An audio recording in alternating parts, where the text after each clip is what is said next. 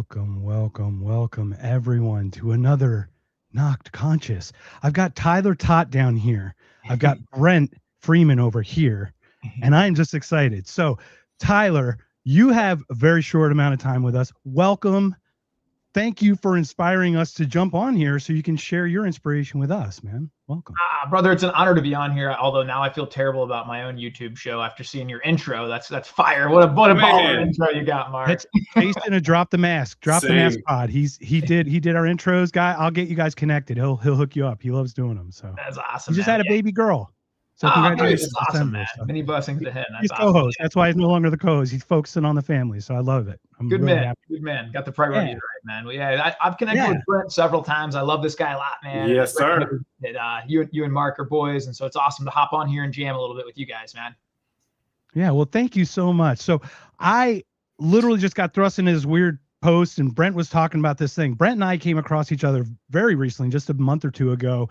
But I want to start with this one question because I just watched you with Zuby. I get vibes off people. So when I meet people, I get vibes. When I don't get vibes, that's a good sign, actually. Like that generally means authenticity, if that makes sense. Yeah. So when I watch you speak, I get no vibes off of you. When I watch Brent speak with guests of his, I don't get vibes. You're totally different people, but the authenticity like screams to me. I pick up on that more than anything. I asked Brent earlier this week, and he hasn't asked his wife yet, but I wonder if both your wives had that same thing. Your wives probably are your intuition for you in a lot of cases, I would guess. Brent talks about his daughters and his wife, right, Brent?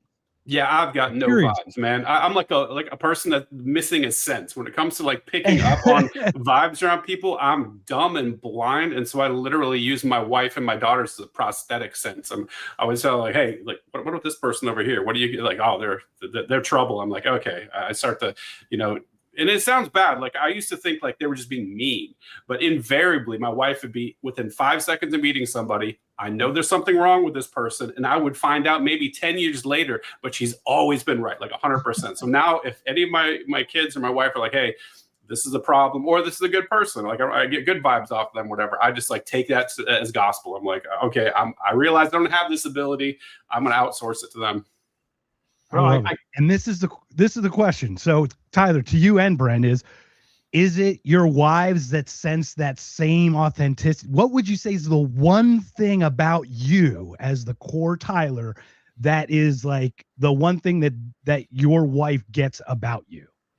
Man, I think it's that, like, and to piggyback off what Brent said a little bit, I'm like a dog. That's the joke in our house, bro. I just wake up happy every day. I trust people, this or that. And I'm just like a happy, kind of go lucky guy. Most days I'll hit a burnout point every now and then where I'm pretty miserable to be around every now and then. But most days I'm just a pretty good vibes guy and happy and grateful and this or that. And so there's been many times, man, where if I look back and say in business or relationships or partnerships, whatever it might be, I'm like all in. I've met this guy. I've known him for 9 minutes. He's my best friend. I'm ready to wire him $100 grand and we're going to do this deal. And my wife is always the one that's like, hey, take a breath. Let's look into this. And so I very much trust her perspective, her wisdom on a lot of that stuff too, because I'm a dreamer by nature, right? I'm like a big ideas, let's go conquer the world type guy. I think it's a cheat code to have a woman in your corner who has a lot more common sense than me on a lot of things. And so, yeah, I think if you ask my wife a little bit about me, man, it's, I think she likes the energy and she likes, she'll say to me a lot when we're out, how do you just like make friends with like you're pumping gas and now you and this guy are going to go meet next week at the park to play with your kid. Like, how do you even do that? I think she kind of likes that aspect a little bit of it, but I think I like hers a little bit of it. And we've probably made each other a little better in that, coming to the center of like, okay, we don't need to be best friends with everybody. Like in college, they wouldn't tell me about parties until 20 minutes before they started. Otherwise, bro, I'm inviting everybody. It's supposed to be a gathering of 15. We got 150 people now. So that's always been my MO, man. Well, you're in Vegas area. It's funny. You mentioned being a pro poker player. I actually played in the World Series one of the events 8 eons ago, probably before you were born. But no, I played in 2008. So you might have been playing back then, but not yeah, sure. I was actually probably playing the World Series poker then too, man. What event did you play? Okay, nice. Yeah. What's that? What event did you play? Oh, I played the bottom event. I paid my way in. It was $1,000 no limit. Nice. Yeah, I played a couple of those, man. 1500s and 1Ks back in the day. Yeah, I used to get comp monthly to go to Vegas, so it was kind of nice. I drove there, watched the bridge being built, as I drove from from Arizona, because we're neighbors. So right. It's really cool though. But like, I love watching this, and what I think so authentic is I find myself authentic, but not as positive as you, because I see things, perceive things very differently. So how are you able to express this level of positivity without it feeling fake? Because I've seen motivational speakers left and right, and I'm not saying you're like putting you a label on you, but people in the motivation world where they just inspire by doing and being and speaking. But when you speak, it's like, yeah, I feel like you've done it. It feels real to me. So how is that? How are you able to do that? I appreciate that, man. That's a compliment. If you would have known me a decade ago, you wouldn't have said that. I could, especially as a poker player, man, I could find reasons to be unhappy or say I was unlucky or this or that. But as I sort of got on, you got rivered way too many times, man. I know. Oh yeah, he two-outed me again. I'm so unlucky, right? But I don't know, man. As I started kind of meeting different people in different spheres and growing on Twitter a little bit too, I just noticed a common theme, whether this be with like Zuby, Zach Hom, a lot of these guys I really look up to. I'm like, they just make a conscious choice to talk positive, to see the good, to believe good things are going to happen. And I almost like brainwash myself, dude, at this. I think life is rigged for me. I really do. I think everything's designed for me to win. Whether that's true or not doesn't even matter to me. I just believe it in every depths of my soul that good things happen to me. The right people are coming into my life. And then I'll couple that by saying, and me and Brent talk about this, and maybe this is a hard thing. That's my boy, by the way. That's Jason. Nice, But there are a lot of tough things in the world, man. Let's just call it what it is. I don't believe being positive is like, I always say, I don't have a garden outside and walk to my garden and say, there's no weeds, there's no weeds, and there's no weeds when it's full of weeds, right? Like, no, if I want there to be no weeds, I need to take action, and I need to prune the garden and work at the garden. And so I'm really careful on what I allow into my mind. I mean, I've muted Donald Trump, I've muted, like you name political figures, I've muted them. I don't like having a lot of that negativity in my head. We live in a world today where you can't shun all of it. I'm well aware of that. And believe me, man, if we wanted to have a podcast on the fraud and Epstein and a lot of this stuff, I could get real mad, man, because it's infuriating. You just look at all my other ones that we've already done. So just look at the ones Brent and I've done. It is like there's a lot of corruption and a lot of terrible stuff going on in the world. But I do think it's sort of like you have a choice where your focus goes, and what you focus on does expand. And so I just want to always put myself in, I just took a walk with a guy that lives an hour away from me here in Vegas, man. It's a pastor here to church, and we're talking about good things, how to build a business, the weight room, stuff like that. I'm just meeting buddies. I'm trying to do positive things all the time. I try and talk about with my wife what we're grateful for, why we're blessed, how we can help other people. Like, it just doesn't do a lot of good, I found. I tried for 34 years to just complain my way to a good life. It doesn't work. And so I just don't think it's a good strategy. And so I do think, man, what you focus on is going to expand. And so not that we need to not acknowledge that there are problems and that we do need to work on things. We need to make the world better. But I think it's just a better strategy to focus on the good and help where you can, rather than focus on the bad and be kind of sucked down into that negativity, if that makes sense. I love that. So I'm curious to hear a little bit from Brent's perspective. How did you two meet? How did you guys cross paths, and how did that work? It's weird, man. He was the first person I invited on the show. I think it was because I just started off on Twitter at the time, and I think I just dropped like 80 pounds or something, and I just did the podcast. I had the idea for the podcast. I'm like, this is what I really want to do. And Tyler and I were on a thread, and it was like we were responding to some guy being a complete jerk online in the same way, trying to respond not in kind, in a positive way. And I was like, this is an interesting dude. There's not a whole lot of people on Twitter who are like, oh wow, they're beacons of positivity, and they're behaving as gentlemen. So I'm like, this is somebody I want to get to know better. And so I just reached out to him on DM, and I was coming out to Vegas. I remember we were heading out to Vegas, and for some reason it didn't work out. And so, but I always tried to circle back, and I was like, God, we got to get Ty back on the show. And actually, I ended up getting Zuby first. I flew to Dubai, did the in-person with Zuby, and then after that, Tyler and I set up a show, and then I did his show, and we've been kind of connecting in the background. Like, I'm coming out to Vegas to hang out with those guys. Awards in May, which I'm super stoked about. Awesome. Yeah. So he's just one of those people that, because I'm like you, Mark, you know, like I'm somebody who wants to change the world by sort of calling out things that I see that are broken. I'm like, hey, and I think I've got a gift for it. That's where I'm trying not to be too hard on myself, because I feel like I have that ability to, and you've seen it, Mark, like I can call something out months and months in advance, way before people see it. You and I are exactly so parallel, and I'll share another one with you, but go ahead, please continue. But so I try not to and I haven't been perfect. And I look at people like Ty and Zuby and other folks who are being very positive as aspirational figures to sort of center me, pull me back towards that, because I noticed that the more I've been engaging with it, and Ty knows this, you know, as a victim of childhood sexual abuse. So the Epstein stuff really got me quite upset. And the fact that I've had Epstein victims on the show and other victims of sexual abuse. And I know how much it hurts people, you know, and to watch, you know, the government, you know, take half of my income and to use that to actively protect, you know, this giant network of pedophiles and child sex rapists, and like all this sort of stuff. It really bothers me to my core. And to see people that are my countrymen, my neighbors, you know, fellow citizens, supporting this and backing it up, it makes me upset to the point where I just have to say something. And so I'm trying to find that balance now, where I'm going to be honest, I'm going to call out evil when I see it, but I'm also trying to pull myself back to not go to that edge, not stare in the abyss too long, because the more you stare into it, the more it stares into you, and it's got a corrupting force. So I think there's definitely some tweaks to the dial that need to be made, and I don't think I'm quite there yet. I'm still a little bit crashed out about it. I think the fact that it's never resolved, the fact that the goalposts keep moving, they're going to redact everything, we're not getting transparency, there's no justice for the victims. It really pokes at my heart in a way that I can't really describe, and unless you've had that experience of being victimized that way, it's hard for people that don't have that experience to understand how ghastly and how evil and how damaging, you know, that type of experience is. So like I said, I love Tyler, because I look at his stuff, and sometimes I'll go to his page and just read some of his stuff. I'm like, okay, I need to pull myself back from the edge. I've been staring into the abyss a little bit too long. Yeah, I think you and I are very Nietzschean about that, Brent.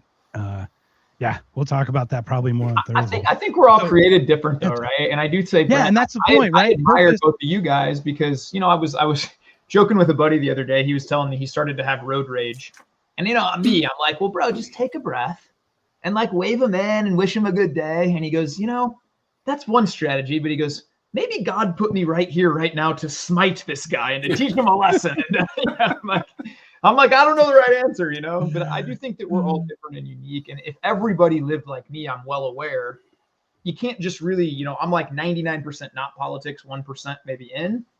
Bro, there would be a million times more corruption, because you have to have people that do call it out. And so I'm grateful for people like you guys that go in and call a lot of these things out, because look, there is so much evil, right? And I'm very aware of that. Right. I think where a lot of the changes too is where we came from. Brent being from the military, me being a neocon, coming, you know, like we have people coming from an extreme side who realize that that's not how it is. They immediately go to the opposite, because they think, oh, if my side's not right, the binary must be correct. But then that's where they get stuck. People like Brent and I go, oh, wait, that's the same thing in a different clothing. That's not right either. This isn't right. So we kind of take a step back. So, and it's a purpose and meaning thing. Cause I'd love to hear a little bit about your experience, Tyler, how you nutted up and just strapped on your bootstrap, pulled them up and just got out of bed and did your thing. Cause I watched your one with Zuby, but I'd love for you to share for our audience here as well. What's really important to that is, like, I had a similar thing, but I can't get out of the positivity because my perceptions are different. And I'm sure we'll talk a little bit offline, maybe even future conversations, but we're limited today. I'd love to hear a little bit about how you got to be the inspiration you became. Yeah, real quick, man. I was managing a bank and I didn't really love it. And there's a lot of toxicity in an office culture, as most people know. It's Tuesday, it's Friday yet. I hate this place. I hate this customer, And so I fell into a lot of that, man. I gained 19 pounds my first 2 years working in an office. And I didn't go to the gym, so this wasn't like muscle. And I was just not a good version of myself. There was one day in particular, my wife is such a saint, and she invited me to play with our daughter outside. It was like a beautiful day. And I yelled at her. I said, I've worked 6 days this week. I deserve one day to sit on this couch and watch my football and eat my chips. And I just having a pity party, And this is how I was kind of living for a couple of years. And brother, I could find a problem with anything back then. That was just kind of my mindset. And she came in that night. We kind of put our daughter to bed. I went back. I'll still remember watching a Patriots game. Tom Brady's playing. And it's Sunday Night Football. And my wife peeks her head in and just says something to the effect of, hey, Ty, like, I love you so much and I hate seeing you like this. And you're not stuck. Like, you know, I'll help you get out of it. If you're not happy, like, I'm your teammate and we can do this. You don't have to remain here. And she just left the room. And man, something came over me. I paused the television and I remember just sitting there for a minute and just kind of like, how did I get here? Every day I wake up and I actually seek out negativity. I seek out things I won't like. I want to complain about clients I don't like. How did I get here? I'm not a good person. Poker, man. Yeah, probably from poker, right? Years of abuse at poker. But well, you're drawn to it too, though, because there's something about the constant abuse of like getting lucked out, even though it's not actually, you know how it is. That's right. But I don't know, man. I'll be full transparency. I cried that night for 2 hours, and they started out just like rage, like I'm angry. And I wrote down. I grabbed a pen and paper that night, and I wrote down, I'm gonna change my life. People say it all the time, and I'm like, here's the steps I'm gonna take. And it started with a few easy ones. I'm going to wake up at 5 o'clock every day. Back then, I would get out of bed at 6:52 when I needed to leave at 7:10, and everything was anxious and everything was stressed, and I'm eating Lucky Charms as I'm running out the door, and I feel like crap, and I'm always stressed. So I started getting up at 5 every day. I would read one chapter of the Bible back then, and I'd write down 1 or 2 things I was grateful for, and I'd just spend a minute kind of, okay, let me start off with something positive. Let me just start off. I'd read Proverbs or just something real easy and a couple things I'm grateful for. And then I'd hit the gym or I'd hit a walk. And then it transformed into, I'm going to change the way I eat. Instead of eating all the crap at the office, I offered everybody I worked with, which is 14 people in my staff, $100 each if they ever caught me eating junk food. So no cookie is worth $1,400. So I never ate junk food. I meal prepped every day, ate the same lunch. Instead of doom scrolling my phone at lunch and looking for negativity and things that would outrage me, I took a walk every day. Rain or shine, man, I'd go for a walk every single day. And those little habits don't sound like much, but you start compounding those over a while. And then you start, well, maybe I can give up this other bad thing I'm doing and swap it for this. And so it just started. That was the genesis 8 or 9 years ago, just this little journey of this or that. Then I deleted all the news apps from my phone, which I'll do this. News, Fox News, CNN, MSN. These aren't news. This is propaganda, right? So I got rid of all that stuff. I only listen to that in the morning so I can yell at the little Alexa speaker and turn my girlfriend into a crazy person before she leaves the house for work. I'll just yell at the whole thing. The propaganda. Ah! That's what it's meant to do. And then they'll sell you pharmaceutical pills on the commercials to give you the solution while you're angry, right? And so, I don't know, once you get unlocked from a lot of that and you see, I don't know, man, and we can even use current events, right? Like the Venezuela thing happens. And I have half my friends telling me this is a great thing. This is awesome. And other people telling me this is the worst thing. This is terrible. And I just don't know. And I don't know that what they're telling me is true. And I don't know that what this side, and I'm never going to know probably. And like the Charlie Kirk thing, man, it can drive you crazy, but I'm probably never going to know. Even if I do, I can't change anything about it. And so I've just made a pretty intentional decision to say, what can I really affect the most? It's me, it's my family, it's my neighbors, it's my community. Getting involved in a lot of local charities and a lot of little things here, helping people abroad, inspiring people to be a little happier and better. But again, I think that's my role. I don't think that's everybody's role, but I do feel like that's why I was put on the earth, to be honest, to do things like that. Now, I do think there's other people that have a different one. And you know, we're probably all in the middle. I should probably care a little more. Maybe both of you guys should care a little less, but we're probably all need to keep working on that, you know? Yeah, that's a constant fluid motion. I think what it is there's a generic current flow of energy that is this thing that kind of like a jet stream that runs through, and you're either on it or not on it. Mm-hmm. You can be paddling across it, which is probably what Brent and I do half the time. You know, you're riding it. You're just riding it like riding the waves, and other people are swimming completely against it. Some people don't even know where it's at. You know what I mean? It just seems to be the way. So thank you so much for that. So Brent, during Tyler's story, when did you come across it to find him as an inspiration? Like how did you first? Well, he was well established at that point. Like I used to watch his stories. He has the best threads on X going through, and I love about him. He's transparent about the past. You know, he's not like somebody who's like, I'm perfect. I've always been perfect. Everything's great. Like he's super raw, man. Like he you know, and I've got a lot of struggles going on in my life. You know, I had a really rough childhood. I had difficulty with family stuff, and like I look up to him, and because he's like, hey, I was there. You know, I think that's what's cool about, you know, him being an inspiration is like, he's like, I've always been at, you know, at a 10 here. Like, it's like, dude, like he was in the dumps too. We can relate.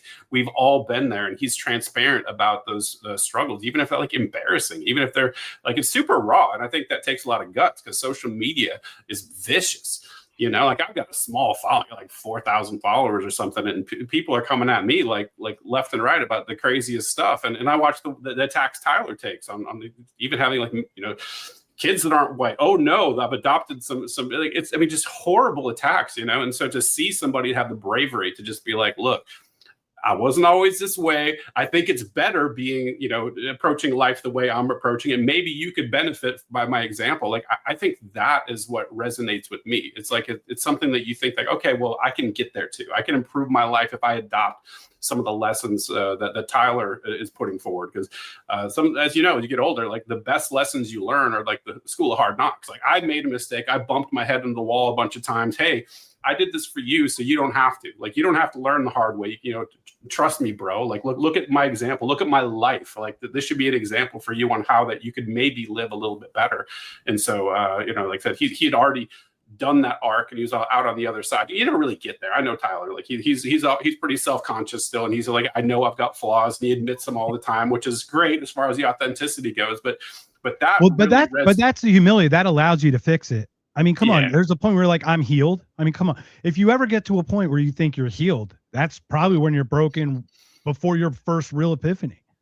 When you think you got it all figured out is right when you're about to reach that next whatever break might be, right? My favorite story in the Bible is King David, man. When he didn't have anything and he was like a hungry guy, he walked up, it's like, I'll kill this giant, I'll chop his head off. You know, like shouldn't have had that courage.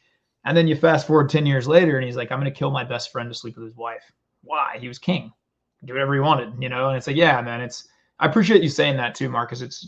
I struggle when people say like he's got things figured out or this, like, I try and be real transparent on Twitter and in real life I tweet a lot. I'm at the gym and I this is the last place I'd like to be right now. I'm about to go have a 1 out of 10 workout. I hate everything about being here right now. I would have rather stayed in bed. You know, but just get up and go and have a crappy workout with me. You know, I think those are the people I always vibe with. And I think that's probably why I'm attracted to Brent. You're a real person. It's not like, you know, I'm acting like I have all the answers to everything on it. It's like, oh, I actually don't know. And I need to learn that more.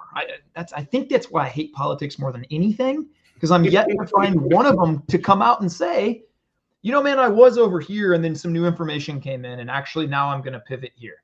Like, you know how refreshing that would be? Like, it's always like, no, it was their fault.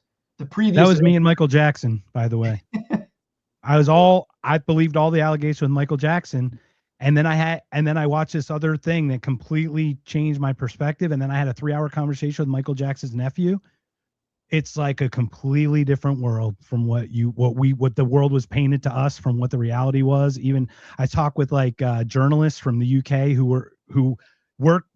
there was a guy who broke the Shrewsbury sex pedophilia ring, Charles Thompson. He won an award for it in the UK. And he's like, Michael Jackson is not this.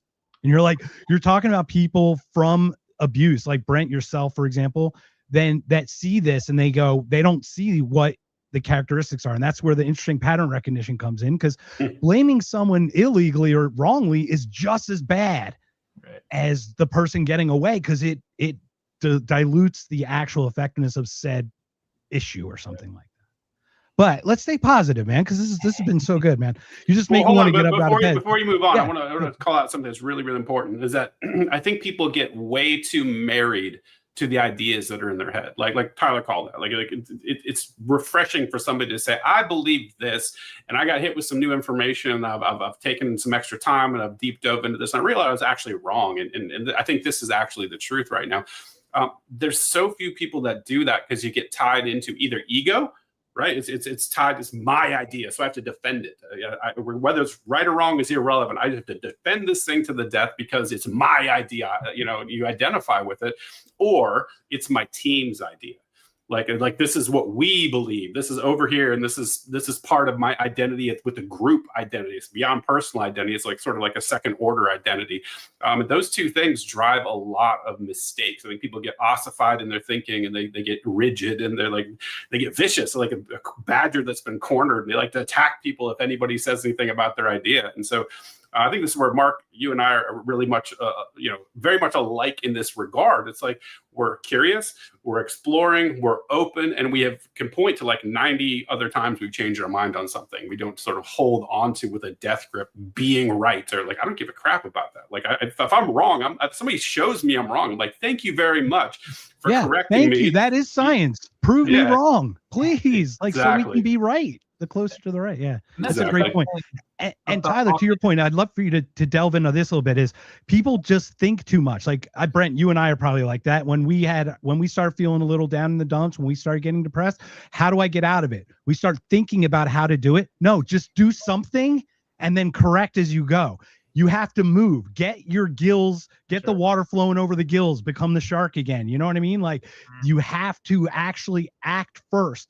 It's so antithetical to how you and I think, Brent, right? Like we think, oh, I can think my way out of this. I can, whatever. No, you just have to kind of step first and then correct. I love your thoughts on how you figured that out, Tyler, to just act instead of think about it all the time. Yeah, I wasn't a great student, to be honest, man, but I do remember the one Newton's or Isaac Newton. I think it was object in motion tends to stay in motion, object at rest tends to stay at rest, right? I think that's with our mind. It's a really cool thing, man. I'll have clients do this a lot when I'm coaching them. I'll have them close their eyes and I'll say, I'm going to count to 3. Then you look for everything blue in the room, right? And I'll have them do it. And then they'll close their eyes again. And I'll say, tell me the blue things. And they'll be able to tell me many things. And then I'll say, now what was yellow? Oh, I have no idea. I was looking for blue things, And it's like, okay, well, again, what you focus on expands. And so when I'm feeling really low, and I get there, trust me, man, I actually believe I have sort of like I'm high positive, and then I get on a very extreme high about 3 or 4 times a year. Pretty open with this.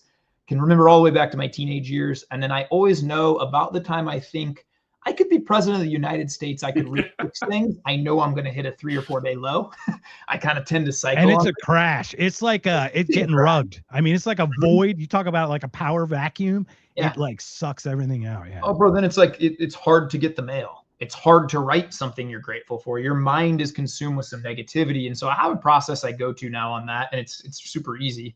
When I feel myself in that, I sit quietly for about 5 minutes and breathe.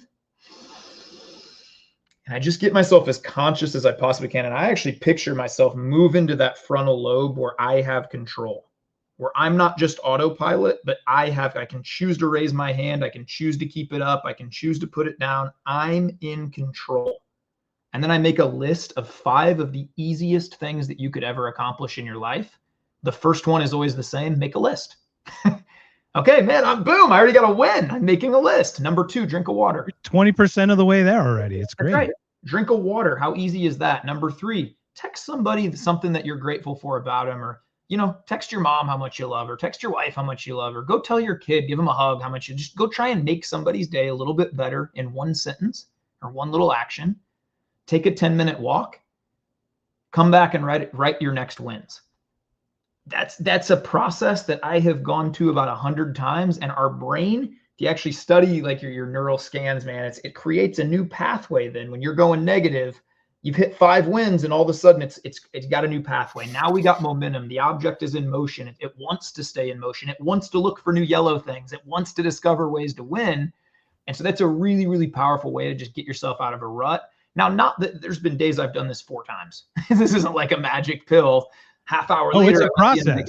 It's sometimes it's rinse repeat kind of thing just to get it going, right? That's right. And I think coupled with, you have to have something bigger than yourself. And for me, I think it's, I feel responsible to my wife and kids.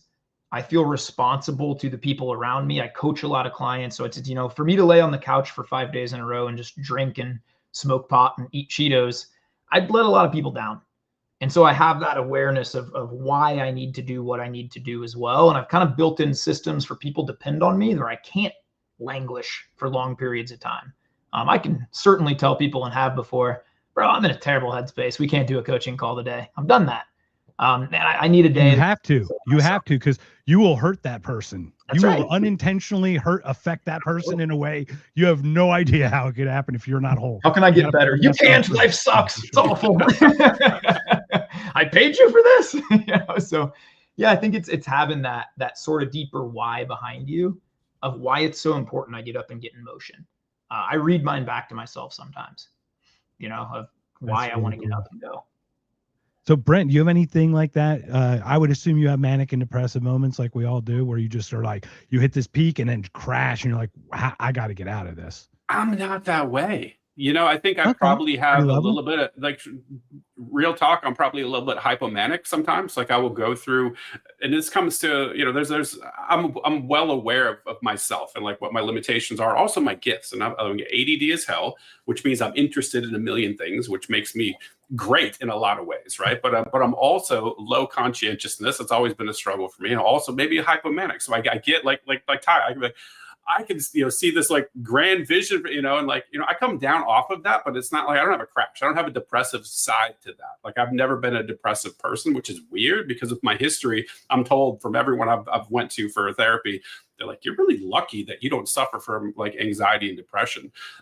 So I don't really have that thing, man. Like, I get emotional about things. I get upset about things. I get like this righteous indignation. Like, I want to change the world for the better.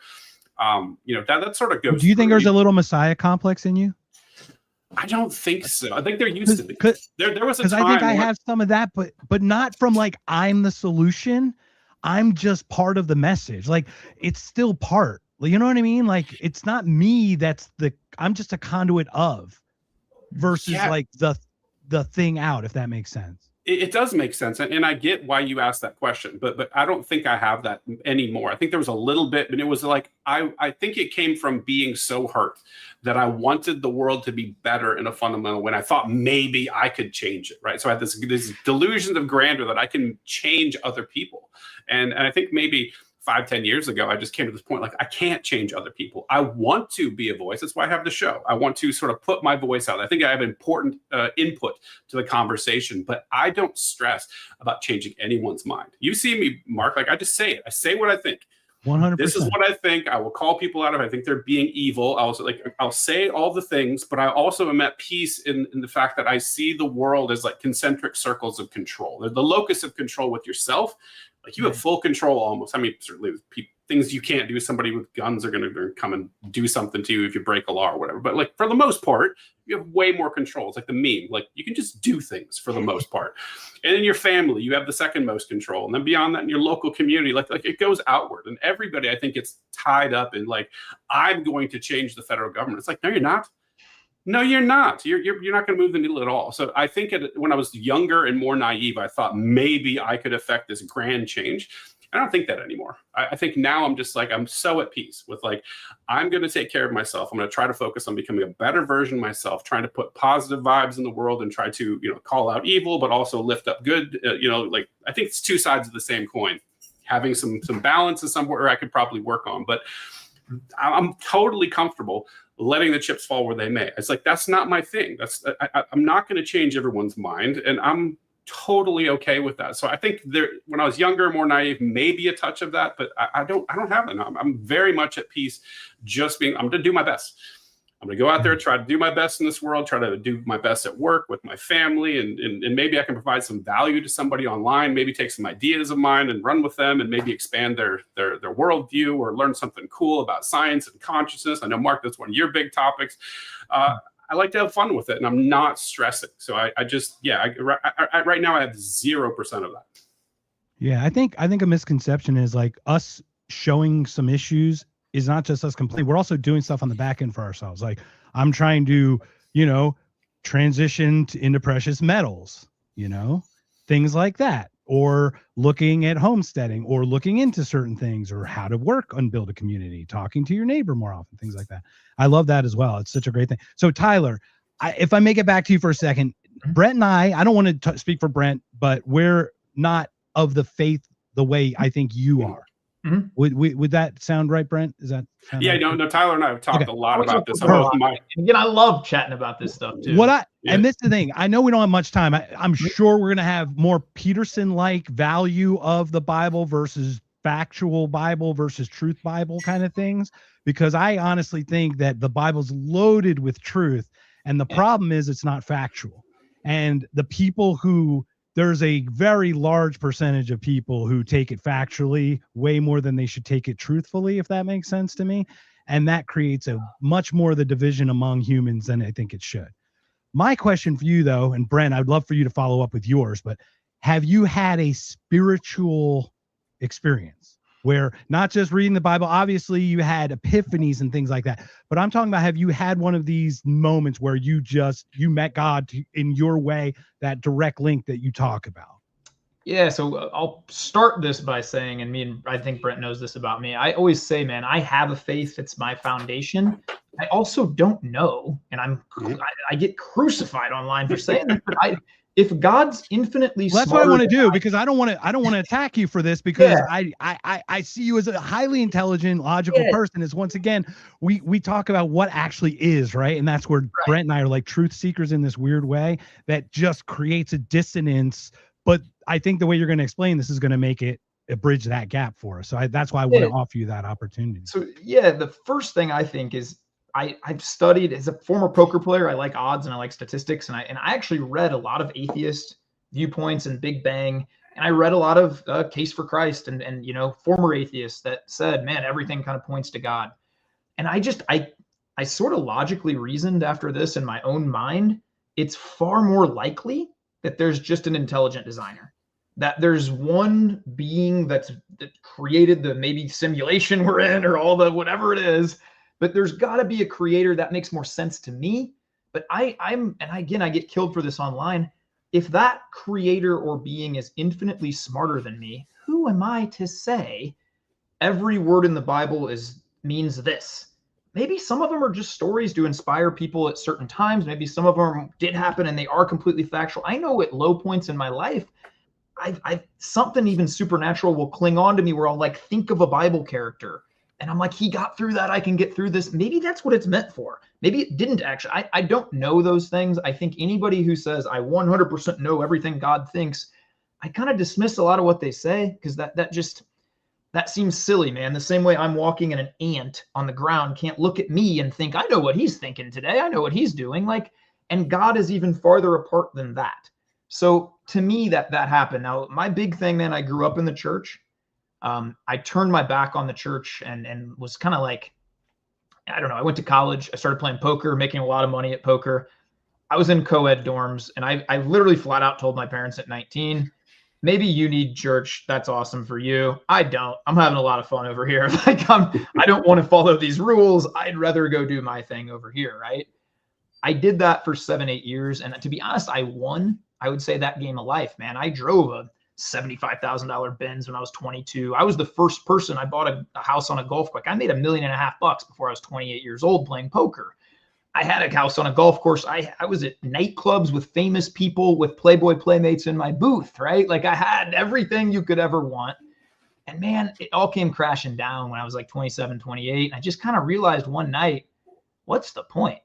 What's the point of this, man? I don't know, another nightclub, another DJ, it just doesn't, a little more money. Nothing made sense to me. And I got very depressed. And then I ended a relationship of 4 or 5 years that I had. And I had this condo in Chicago, man. And I would sit up there by myself drinking a lot of nights. And it was 21 floors up. And I just overlooked the city and just think my desk bays are behind me. There's no point to anything. Life sucks. And I don't know, man, I'll get to the point of faith where it kind of hit. I messaged randomly a guy who is a preacher, and I just remembered he always seemed pretty happy and pretty joyful. And I just messaged him at midnight one night, pretty drunk. Hey, Eddie, I chased everything the world told me to chase. Wait a minute, you drunk text a preacher? Oh yeah, at midnight. Dude, that is the best drunk text I've ever heard in my entire life. Yeah. This is going to be clipped for all the ages. Drunk text to a preacher. So I texted him and I said, hey, Eddie. What are you doing? Yeah, I have everything the world told me I should have. I'm around beautiful girls and have access to them. I go to the best nightclubs. We had a table last night with professional hockey players next to us. We eat great meals. I have free time, all the things that people would tell you want, and I'm miserable. And I said, can you tell me why, or is there something you can point me towards? And he said, meet me for coffee. He actually texted me back at 12:05. And to this day, I'm like, do you ever sleep? It was a Saturday night and he had to preach the next morning. And I'm like, you ever sleep, man? But maybe he doesn't. I don't know. Anyway, we started meeting for coffee and he did never judge me, man. And I thank God for Eddie Lowen a lot because he affirmed some of my doubts. And he was the first Christian guy to say, you know, Ty, I don't have an answer for that. Like, it might take faith for you to get there, but it would also take faith for you to believe this. You go explore these questions. You go look. And he challenged me one thing, and this I'll get chills telling, man. He said, why don't you say a prayer 30 days in a row? And he said, God, if you're real, show yourself to me. And I accepted it. I said, all right, man, I'll pray that. And I actually told him, I'm such a skeptic. I don't believe this, but I will do it for you because I respect you. So every morning I woke up and, you know, kind of like, okay, God, if you're up there, show yourself to me. This was day 22. And I came out to Vegas 3 weeks into this, man. And I had the worst poker session of my life. I still remember the hand that I lost. I was down about 10 or 11. I remember every hand I lost. What are you talking about? Never the ones you win. Oh, I remember. I got the best winning story, but that's a whole other. That's the totally better podcast for that. But I remember being down 10, 11,000, just pretty miserable, angry. And it's around like maybe 1 a.m, man. And I'm staying at the Wynn Hotel. If anybody's familiar with the Wynn, I put on headphones and I walk out the Wynn and I go for a run and I turn right and I just run down. And it's kind of the ghetto. You kind of don't want to go that way, especially like in the morning. But I'm just pissed. Towards Sahara, right? You're running towards Sahara and all that. Exactly. Yeah, and I make a right down, probably not another great neighborhood. And I'm just running, man. And I have probably at this time, it's an iPod Shuffle. I had 0 Christian songs on my iPod. Like I listened to Tupac, I listened to Biggie, I listened to Nelly, I listened to all this stuff back then. So I'm running and that's what's on. And all of a sudden, man, to this day, I have no idea how this got on there. Holy is the Lord God Almighty popped onto that iPod Shuffle. And I got pissed, to be honest. And I skipped to the next song and I said, how could you let my life get here? I don't have like my girl left me. I'm miserable. I literally started shouting at God as I'm running. And bro, I'm probably running a 5-minute mile at this point. I'm running. And I kept running and I kept running and I'm angry. And the next song that came on out of 1,000 songs was Holy is the Lord God Almighty. And I don't know, man, there was like an image of my preacher telling me, pray that prayer. And I thought, that's a sign, man. I never put this on my iPod. I never asked for that to be there. And I literally, man, I got down to my knees. I was crying. And I said something to the effect of, God, I don't understand you. I don't understand what's real and what's not, but I believe you. And I'll investigate it, essentially, you know. And I started going to church shortly after that. And my faith has grown a little more than that. And I could tell you a couple more miracles if you ever want to hear them since that. We'll talk more. Yeah. Sure. And, you know, that's the foundation, I would say, of my life now. Now, again, if you ask me, do these ancient texts, are they this or that? I'm not going to have answers, and I'm not going to have answers how the Holy Trinity, is it one? Is it God's real son? Is it? I don't know a lot of these answers, but I do have a faith that there's a being God that created the universe. I think he created each one of us individual, and he cares about us. And I think that's a better strategy to even think about than just we're here randomly and nothing matters and then you die and it doesn't matter. I think it's good to think I have purpose. And I believe Jesus Christ came down to earth and lived an absolute perfect life. And the lessons of him, whether you believe he is divine and the Son of God or not, when I study his life, I'm just like, that's how I'm kind to a-holes online. Like, that's the strategy I want to choose to live by because I think it's a better strategy to live. And that's to bridge that, it's Christ is Christ consciousness in the spiritual world, because it's like it's the act of what Christ would do, right? Like it doesn't need to be an actual human being who did these things for those acts to be good. Of course. Right? Like those acts are pure and good without the human who does them. Like they're good on their face, right? They're objectively good, I guess. But then the other thing is too, to bridge that gap, is when you broke there, you surrendered. That's like, I'm not from the religious world, but that's the religious term. It's a surrender. I did the same thing where I literally said, what's next? I just stopped. I had to let go. You had to let go. And that actually put you along the current of whatever that flow is. by letting go, and it took that break for you. The break's different for everyone. Yours was financial. Some people in AA getting a motorcycle accident, near death. Mine was, I just didn't feel like I want to be here that much anymore. Like, everybody's got their bottom end. Brent, did you have any notions of that in your life? Challenges where you broke? No, tied with my story. Like, I started out religious, but I didn't have that spiritual experience, and I sort of over time believed it's not true, and I still believe it's not literally true. But I'll also come around, I think, metaphorically, to your point, Mark. It's true in that these narratives have embedded wisdom of the ages, and you will end up better if you believe they're true or act like they're true and follow those precepts. Right? I completely agree with Ty. Like, if I could flip the switch or like push a button and make myself a Christian again, like actually believe, I'd do it in a heartbeat. Like, I tell people this all the time because I think life is easier that way. I think it is a little bit of a cheat code for getting through life. Even something like the thing I struggle with most, which is these, Epstein things, like believing there's actual justice at the end, some final form of justice, allows you to wake up and remain positive and not get sucked down by it. And if I could turn that program back on in myself, I would do it instantly. I promise you.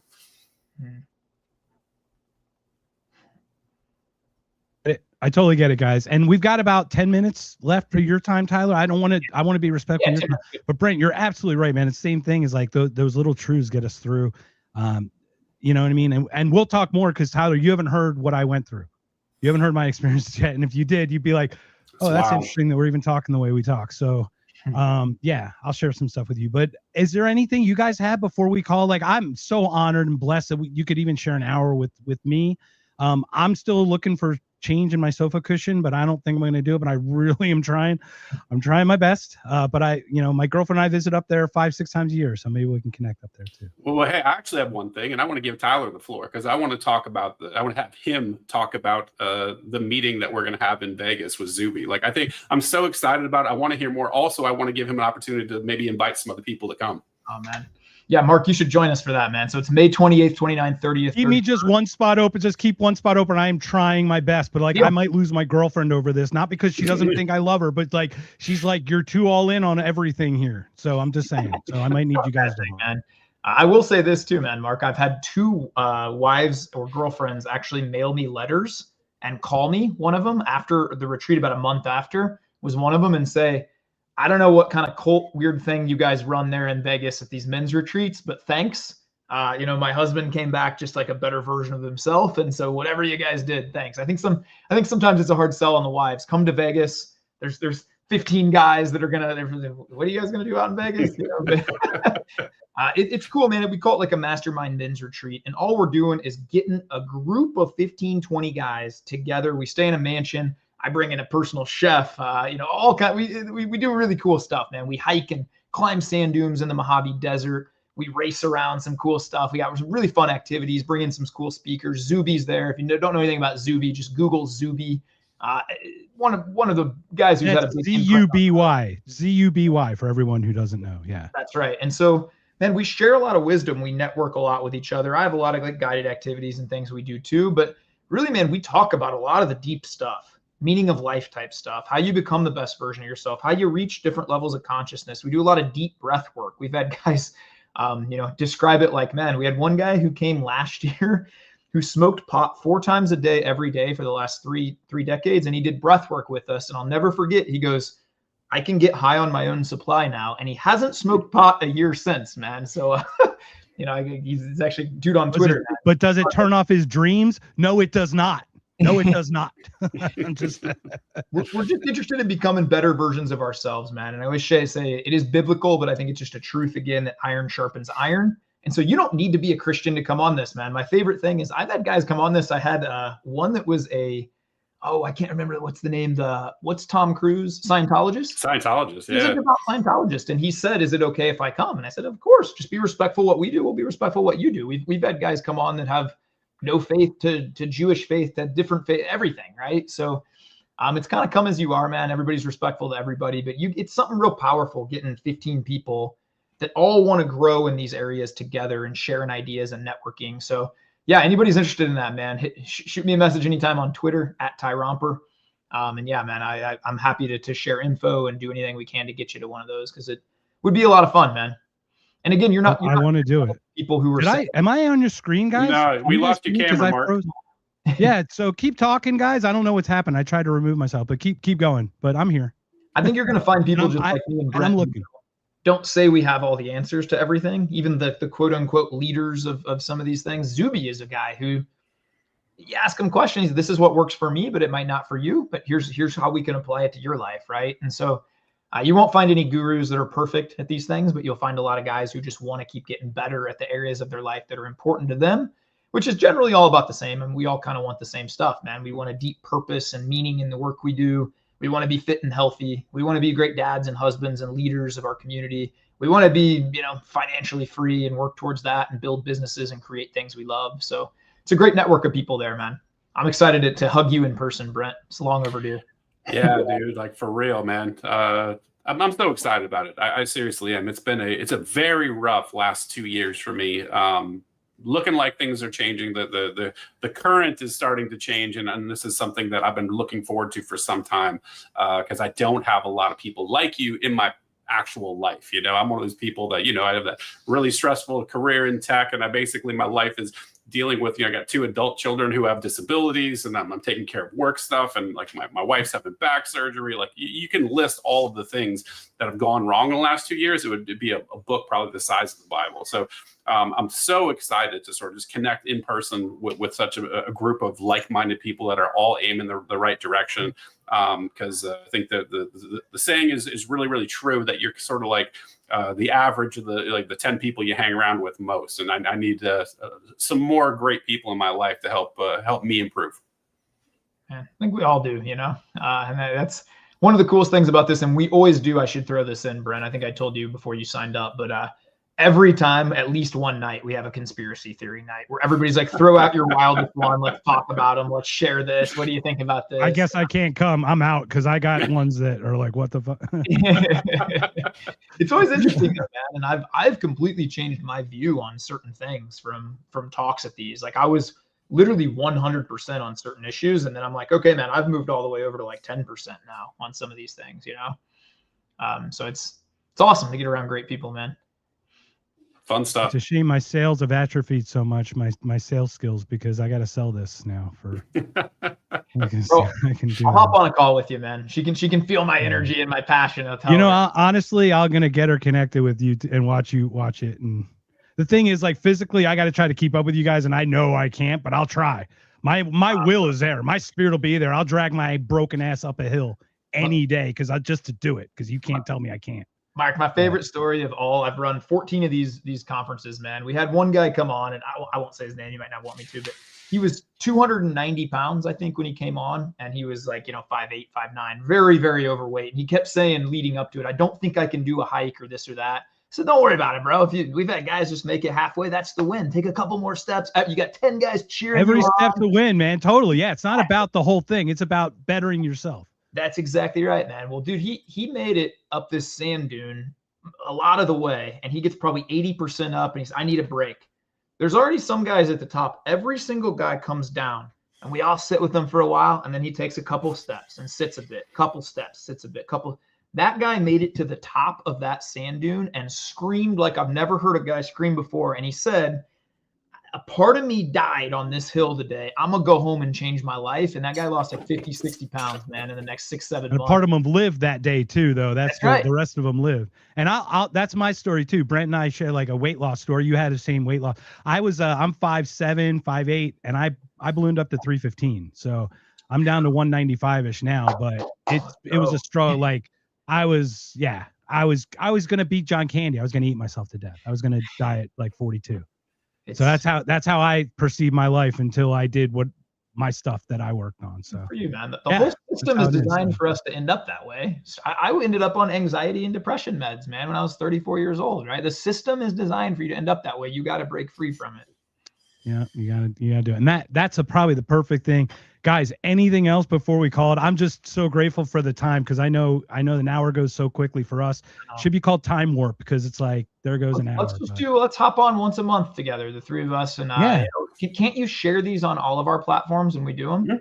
Absolutely, yes, absolutely. I'll get together with you guys. We'll have some fun, like some of them on faith, some of them on a current event, some of them on consciousness. That'd be great.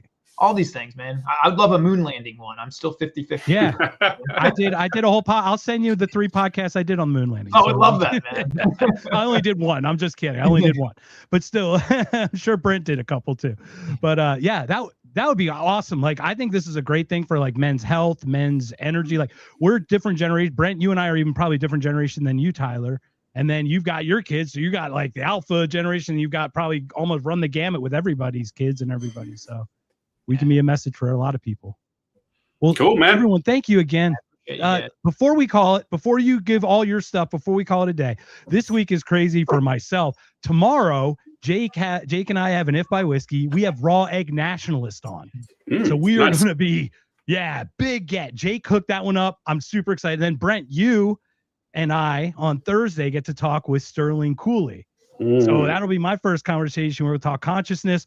My head's already ready to explode. So before I call it, Brent, can you share all the ways to get a hold of you and your podcast and your awesomeness, and check out episode number 1 of your podcast as well? Yeah. So Aiming Up Podcasts on all the platforms. At B Gets Better is my personal Twitter handle, and I've got the clothing company, Anarcho Syndicate Clothing Company, Anarcho SCC on Twitter, and anarchosyndicate.com. Yep, and you work with Maj and do some other stuff. You got some collaborations on the way. Yeah, work with Maj Teray on some 2A gear. Yeah, it's fun. I love it, man. Thank you. And thanks for joining, man. Thanks for jumping on and connecting us, connecting Tyler and myself. Tyler, please share all your information and we'll call it a day. And thank you again, gentlemen, for joining me. At Tyler Todt or at Ty Romper on Twitter, TYROMPER, best place to get a hold of me. Shoot me a DM, say what's up. I'm on there every day. Tyler Todt, TODT is my info on YouTube, on at all the other spot. But I would actually tell people, if you're only going to follow me or Brent, go follow him. He's criminally underfollowed. His podcast is so good. I've been on 100. I've had 100 episodes of my podcast and been on 100. Your podcast is my favorite one. I've told you that before. You're so good at what you do. I really enjoyed watching I forget her name, and I apologize, but the Epstein gal. Oh, Juliet Bryant. Yeah. That was so good. You were so patient and asked great questions. So yeah, man, I would urge people, you're criminally underfollowed, man. We need to get you should have 40,000, 400,000 followers on No, Twitter. Don't wish that on me, Ty. Like, I've seen what happens when you get too big, man. You're just trying to send the crazies my way. People, man. You mute people and you stay winning. That's what you do, man. Right on. And in all my humility, it's now your second favorite podcast that you've had with Mark. I really do. This is awesome. I'm just kidding, man. I turn down like 90% of the times I get asked to come on a podcast. So I'm grateful to do this one, and I'd love to do it again, man. You guys are both awesome. Well, thank you so much. And like I said, I think one of the biggest keys here going forward is, as we see the Bonginos trying to get back into the speaking world, authenticity, ladies and gentlemen, authenticity. Keep it real. Be real. Be really asshole. Be really great, but be real, and you will attract real. That's just what it is. And that comes through more than anything, I think. Isn't that thank you, everyone, again. Isn't Bongino the guy who said, don't let up on Epstein? And now he's like, the one. Yes. He's the one. And now he's calling us the liberal black pillars. Yeah, he's calling us the liberal black pillars. All right. Well, gentlemen, thank you again. Ladies and gentlemen, this has been another Knocked Conscious. Guys, stick around for 1 second. We got an outro, but we're going to call it in a second here. Thank you again. You guys have a great day. Take care.